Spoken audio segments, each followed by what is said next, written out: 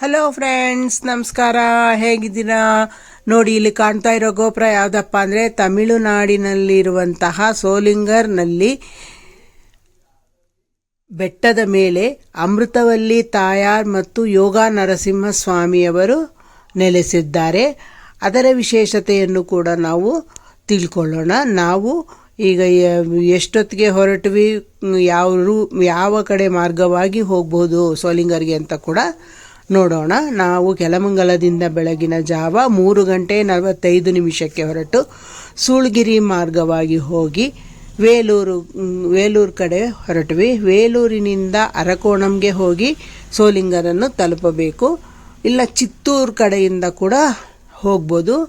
ಚಿತ್ತೂರು ಕಡೆಯಿಂದ ಹೋಗಿ ಅರಕೋಣಂಗೆ ಹೋಗಿ ಸೋಲಿಂಗರ್ಗೆ ಹೋಗ್ಬೋದು. ಇದು ನಾವು ಬೆಳಗಿನ ಜಾವ ಹೋಗ್ತಾ ಇರೋದ್ರಿಂದ ಈ ಲೈಟ್ಗಳೆಲ್ಲ ಕಾಣಿಸ್ತಾ ಇತ್ತು. ಈಗ ಸೂರ್ಯೋದಯ ಆಗಿದೆ. ನೋಡಿ, ಸೂರ್ಯೋದಯ ಆಗೋದಕ್ಕೆ ಸೂರ್ಯನನ್ನು ನೋಡೋದಲ್ಲೂ ತುಂಬ ಚೆನ್ನಾಗಿ ಕಾಣಿಸ್ತಾ ಇದೆ ವ್ಯೂವು. ಇಲ್ಲಿ ಆ ಕಡೆ ಈ ಕಡೆ ಗಿಡ ಮರಗಳೆಲ್ಲ ಕಾಣಿಸ್ತಾ ಇದೆ. ಮುಂದೆ ಕಾರ್ನಲ್ಲಿ ಹೋಗ್ತಾ ಇದ್ರೆ ನೋಡೋದಕ್ಕೆ ತುಂಬನೇ ಸೂರ್ಯೋದಯ ನೋಡೋದಕ್ಕೆ ತುಂಬ ಚೆನ್ನಾಗಿದೆ. ಮತ್ತು ಆ ಕಡೆ ಈ ಕಡೆ ಬೆಟ್ಟ ಗುಡ್ಡಗಳೆಲ್ಲ ಕಾಣಿಸ್ತಾ ಇರುತ್ತೆ. ತುಂಬ ಆಕರ್ಷಣೀಯವಾಗಿ ನೋಡೋದಕ್ಕೆ ತುಂಬನೇ ಚೆನ್ನಾಗಿರುತ್ತೆ. ನಾವು ಸೋಲಿಂಗರ್ ತಲುಪೋಷ್ಟೊತ್ತಿಗೆ 8 ಗಂಟೆ ಆಗಿತ್ತು. ಈ ಸೋಲಿಂಗರ್ಗೆ ತಲುಪಿ ದೇವಸ್ಥಾನಕ್ಕೆ ಹೋಗಬೇಕೀಗ. ದೇವಸ್ಥಾನಕ್ಕೆ ಹೋಗಬೇಕಾದ್ರೆ ದೇವಸ್ಥಾನದಲ್ಲಿ 1300 ಮೆಟ್ಟಲುಗಳನ್ನು ಹತ್ತಬೇಕಾಗುತ್ತೆ. ಈ ಬೆಟ್ಟ ಹತ್ತಬೇಕಾದ್ರೆ ಈಗ ರೋಪ್ವೇ ಕಾರ್ ಕೂಡ ಮಾಡಿದ್ದಾರೆ. ಆ ರೋಪ್ ಕಾರ್ನಲ್ಲಿ ಕೂಡ ನಾವು ಹೋಗ್ಬೋದು. ಈ ರೋಪ್ ಕಾರ್ನಲ್ಲಿ ಹೋಗಬೇಕಾದ್ರೆ ನೋಡಿ, ಇಲ್ಲಿ ಈ ಕ್ಯೂನಲ್ಲಿ ನಿಂತ್ಕೊಂಡಿದ್ದೀವಿ. ಈ ಕಡೆ ಇದೆ, ಈ ಕ್ಯೂನಲ್ಲಿ ಹೋಗಿ ನಿಂತ್ಕೋಬೇಕು. ಒಬ್ಬರಿಗೆ 100 ರೂಪಾಯಿ ಟಿಕೆಟ್ ತಗೊಳ್ತಾರೆ. ಹೋಗಿ ಬರೋದಕ್ಕೆ 100 ರೂಪಾಯಿ ತಗೊಳ್ತಾರೆ. ಬರೀ ನಾವು ಹೋಗೋದಕ್ಕೆ ಮಾತ್ರ ತಗೊಂಡ್ರೆ 50 ರೂಪಾಯಿ. ನಾವು ಬರೋವಾಗ ಮೆಟ್ಲು ಇಳಿದುಕೊಂಡು ಬಂದ್ವಿ. ಇವಾಗ ರೋಪ್ವೇಗೆ ಕಾಯ್ಕೊಂಡಿದ್ದೀವಿ. ನಾವು ಒಳಗಡೆ ಹೋಗಬೇಕಾಗುತ್ತೆ. ಈಗ ನೋಡಿ, ಇವಾಗ ಟಿಕೆಟ್ ತಗೊಂಡು ನಾವು ಒಳಗಡೆ ಹೋಗ್ತೀವಿ. ಅದನ್ನು ಕೂಡ ನೋಡೋಣ. ಮತ್ತು ಇದರ ವಿಶೇಷತೆಯನ್ನು ಕೂಡ ತಿಳ್ಕೊಳ್ಳೋಣ. ಈ ದೇವಸ್ಥಾನದ ವಿಶೇಷತೆಯನ್ನು ಕೂಡ ತಿಳ್ಕೊಳ್ಳೋಣ. ಹಾಗೆಯೇ ಹೋಗ್ತಾ ಹೋಗ್ತಾ ತಿಳ್ಕೊಳ್ತೀನಿ. ನೋಡಿ, ಇದು ರೋಪ್ವೇ ಹೋಗ್ತಾ ಇರೋದು. ಇದು 4 ಒಂದು ಬೋಗಿ ಥರ ಕಾಣಿಸುತ್ತಲ್ವಾ, ಆ ಬೋಗಿನಲ್ಲಿ ಒಂದೊಂದರಲ್ಲಿ 4 ಜನ ಕೂತ್ಕೋಬಹುದು. ಹಾಗೆ ಒಂದು 4 ಇದೆ. ಒಂದು ಟ್ರಿಪ್ಗೆ 16 ಜನನ ಕೂತ್ಕೊಂಡು ಹೋಗ್ಬೋದು. ನಾವು ಮೇಲೆ ಹೋಗ್ತಾ ತುಂಬಾ ಎಂಜಾಯ್ ಮಾಡಿಕೊಂಡು ನೋಡಿಕೊಂಡು ನೋಡಿ, ಹಿಂದ್ಗಡೆ ಒಂದು 3 ಇದೆ, ಅದು ಬರ್ತಾ ಇದೆ.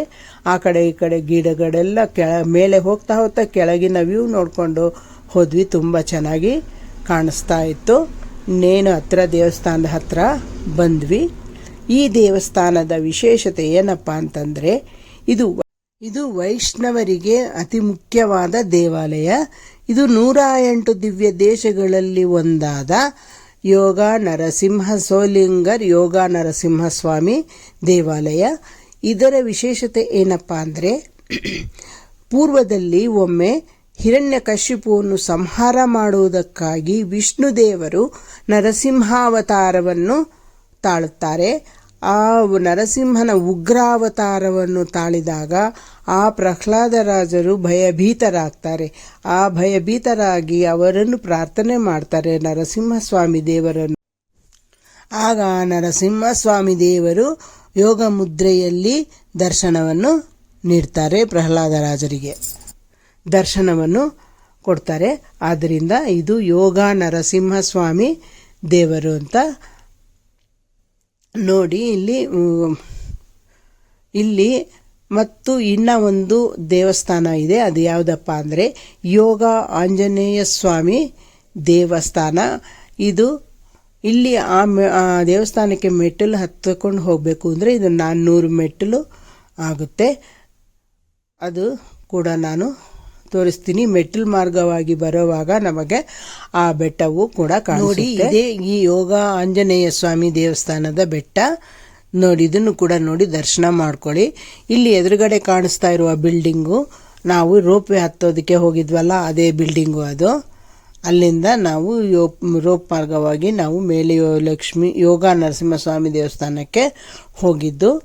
ನೋಡಿ ವ್ಯೂ ಎಷ್ಟು ಚೆನ್ನಾಗಿ ಕಾಣಿಸ್ತಾ ಇದೆ ಅಲ್ವಾ.